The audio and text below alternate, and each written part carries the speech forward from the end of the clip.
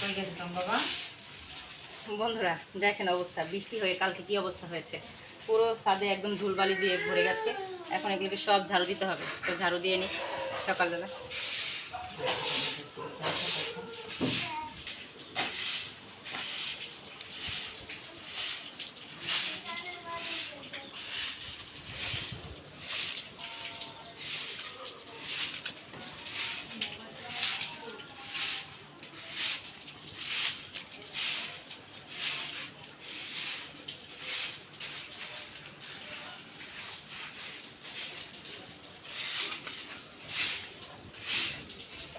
বৃষ্টি হয়েছিল কালকে, অনেক প্রচুর পরিমাণে বৃষ্টি ছিল, আর সব পাতা বালু দিয়ে একাকার।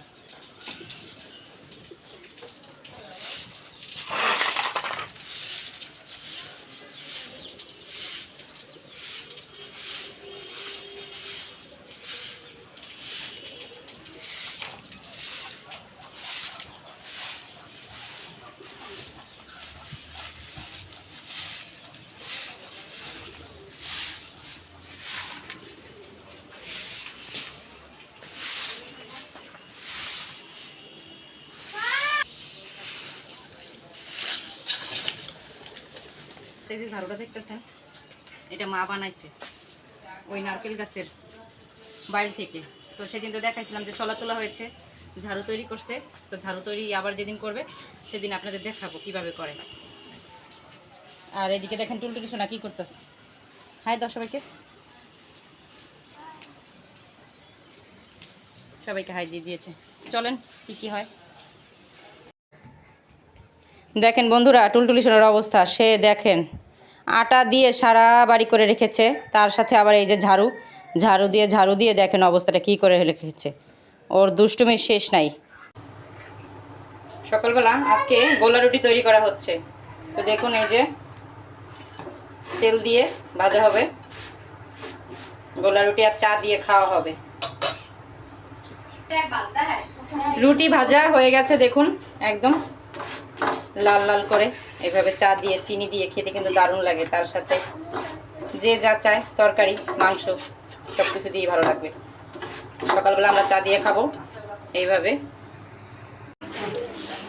সকাল সকাল সবাই খেতে বসেছে চা রুটি। আর এদিকে টুলটুলি সোনার অবস্থা দেখেন, কই উঠেছে দেখেন অবস্থা, কোটটার উপরে উঠে বসে আছে দেখেন। আরেকজনে ব্রাশ করছে।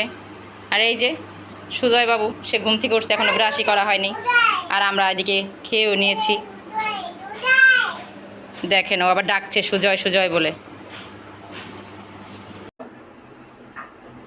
বাজার থেকে আজকে ইলিশ মাছ আনা হয়েছে, তো 5টা ইলিশ মাছ আনা হয়েছে।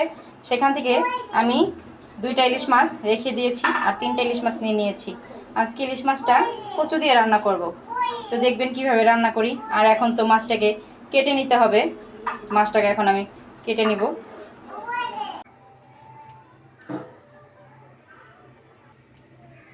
মাছটা তো কাটা হয়ে গেছে দেখুন বন্ধুরা, একদম কেটে ধুয়ে একদম পরিষ্কার করে নিয়েছি আমি। এখন মাছটাকে ভাজা করব, তার জন্য এখানে হলুদ আর লবণ দিয়ে মেখে নেব। আর এখানে কড়াইতে তুলে দিয়েছি, এখন মাছগুলোকে ভেজে নিব আমি। মাছটাকে তো মেখে নিয়েছি লবণ হলুদ দিয়ে, এখন ভাজা বসিয়ে দিব। তাই কড়াইতে তেলও দিয়ে দিয়েছি। এখন এক এক করে মাছগুলোকে ছেড়ে দেবো তেলের মধ্যে।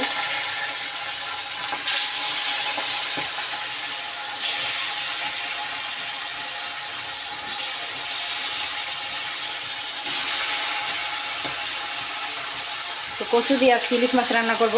কচু দিয়ে ইলিশ মাছ রান্না করলে কিন্তু দারুণ লাগে। তো অনেক আগে খেয়েছিলাম, আজকে আবার রান্না করব অনেক দিন পর। দিয়ে দিলাম, মাছগুলো ভাজা হোক। তার সাথে এখানে আবার কচুগুলোকে আমি একটু ভাপিয়ে নেব। তাই কচুগুলোকে জলের মধ্যে দিয়ে দিয়েছি, তার মধ্যে একটা আলু দেওয়া হয়েছে, তাই এটার সাথে একসাথে দিয়ে দিয়েছি। তো কচুটা ভাপিয়ে নিলে কি হয়, গলা ধরার চান্সটা থাকে না। আর দ্বিতীয়ত হচ্ছে কচুটা থেকে একটা কালচে রং বের হয়, ওটা চলে যায়। মাছ ভাজা হয়ে গেছে, এখন আমি তুলে নিব মাছগুলোকে। মাছ ভাজা তুলে নিয়েছি, আর বাকি মাছ ভাজাগুলোকে এই তো বসিয়ে দিয়েছি, এখন হলেই নামিয়ে ফেলবো। আর এদিকে কচুটা সেদ্ধ হয়ে গেছে, কচুটাও এখন আমি ঝরা দিয়ে ফেলবো। মাছ ভাজা তো হয়ে গেছে বন্ধুরা, আর মাছের ঝোল রান্না করব। তার জন্য এই মাছ ভাজা তেলের মধ্যেই আমি দিয়ে দেব কালো জিরে ফোড়ন। তো কচুর মধ্যে কালো জিরে ফোড়নটা সবচাইতে বেশি ভালো যায়, এর জন্য আমি কালো জিরে ফোড়ন দিলাম। তার সাথে দিয়ে দিলাম এই ভাপিয়ে রাখা কচুটা, আর তার সাথে একটা আলু দেওয়া হয়েছে। এটা দিয়ে এখন আমি সুন্দর লাল করে ভেজে নিব। তো অনেক দিন আগে খেয়েছিলাম একবার কচু দিয়ে ইলিশ মাছের ঝোল, তো আজকে আবার করা হচ্ছে। আর দিয়ে দেওয়া হলো লবণ, তো পরিমাণ মতো লবণ দিয়ে দিলাম কচুর মধ্যে যেন সুন্দর যায়। আর এদিকে আবার হচ্ছে রান্না করব কচু শাক। কচু শাকটা ইলিশ মাছের যে কাটা কোটা আছে বা তেল আছে সেটা দিয়ে রান্না করব। আর এদিকে তো কচুটা আমি ভালোভাবে ভেজে নিলাম। আর দিয়ে দেবো এখানে জিরে বাটা, জিরে বাটা দিব। আর দিয়ে দিব কাঁচামরিচ বাটা। আর আজকে আমি কোনো পেঁয়াজ রসুন এগুলি কিচ্ছু ব্যবহার করব না মাছের মধ্যে, শুধুমাত্র জিরে বাটা দিয়েই আর কাঁচামরিচ বাটা দিয়ে রান্না করব। তো দিয়ে দিলাম কাঁচামরিচ বাটা দিয়ে এখন কচু আর আলুর সাথে ভালোভাবে ভেজে নিব যেন মশলা থেকে কোনো কাঁচা গন্ধ না আসে। তো এটা তোমার ভাজা হয়ে গেছে। আর এখন দেব হলুদের গুঁড়ো, হলুদের গুঁড়ো দিয়ে দিলাম। তার সাথে 1 চামচ মরিচের গুঁড়ো দিয়েছি, বেশি মরিচের গুঁড়ো দিই নাই কারণ কাঁচামরিচ বাটা দিয়েছি। এখন দিয়ে দিলাম সামান্য পরিমাণে জল, দিয়ে মশলাটাকে সুন্দরভাবে আমি কষিয়ে নিব। তো অনেকে মনে করেন যে কচুতে গলা ধরে বা এরকম কিছু, তখন কি করবেন, ভাপ দিয়ে নেবেন। ভাপ দিয়ে নিলে খুবই ভালো হয়, তখন আর গলা ধরার চান্সটা থাকে না। তো এদিকে মশলাটা তো আমার ভালোই প্রায় কষানো হয়ে আসছে প্রায়। এর মধ্যে আমি দিয়ে দিব একটু চিনি, সামান্য একটু চিনি দিয়ে দিব। চিনি দিলে কি হয়, পানসে ভাবটা থাকে না আর ঝোলের টেস্টটা খুব ভালো আসে। এখন আমি জল দিয়ে দিব, মশলাটা তো প্রায় কষানো হয়েই গেছে। জল দিয়ে দিব, পাতলা করে ঝোল রান্না করব, এই জন্য জলের পরিমাণটা একটু বেশি দিব। দিয়ে দিলাম জল ঝোলের জন্য। আর ইলিশ মাছে সবচেয়ে কালো জিরে ফোড়নটাই সবচেয়ে ভালো যায়। আর কচু শাকটা রান্না করব, তো কচু শাকটা তো এখানে সেদ্ধ করে আমি নামিয়ে নিয়েছি। এখন এই যে ইলিশ মাছের কাটাকুটো তেল, এটা দিয়ে ইলিশ মাছের এগুলি দিয়ে আমি হচ্ছে কচু শাকটা রান্না করব। এই জন্য কড়াই বসিয়ে দিয়েছি, এর মধ্যে দিলাম তেল। তো এর আগে মাছটাকে ভেজে নিয়েছি, আমি মাছের কাটাকুটোগুলোকে ভেজে নিয়েছি। আর বাকি তেলের মধ্যে আরেকটু তেল দিয়ে দিয়েছি। এর মধ্যে এখন শুকনো মরিচ দিয়ে দিলাম।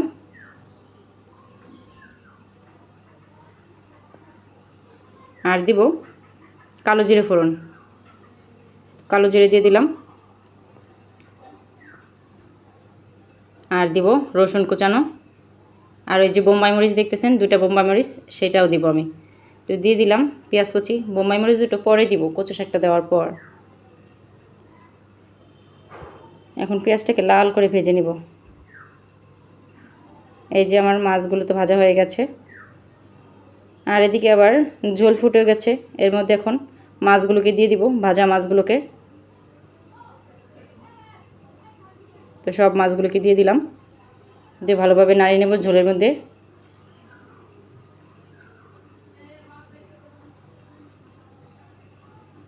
তো দিয়ে দিলাম।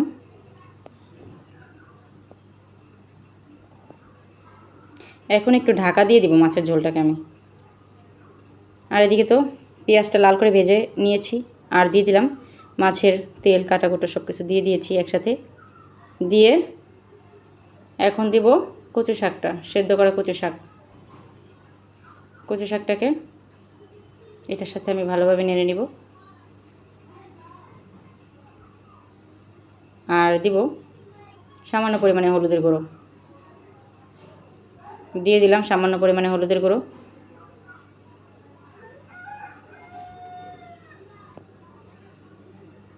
এখন দিব চিনি, চিনিটা দিলে কচু শাকটা মিষ্টি মিষ্টি ভাব হয়, খেতে খেতে দারুণ লাগে। এই জন্য কচু শাক নিরামিষ হোক কিংবা মাছ দিয়েই করেন না কেন, একটু চিনি দিবেন, চিনি দিলে খেতে টেস্ট ভালো লাগে। আর মাছটা তোমার রান্না হয়ে গেছে, এখন আমি নামিয়ে নিব। মাছের ঝোল নামিয়ে নিয়েছি বন্ধুরা, দেখুন কেমন হয়েছে কালারটা। সামান্য পরিমাণে মরিচের গুঁড়ো দিয়েছিলাম, এই জন্য এরকম হয়েছে কালারটা, খুব সুন্দর হয়েছে দেখতে।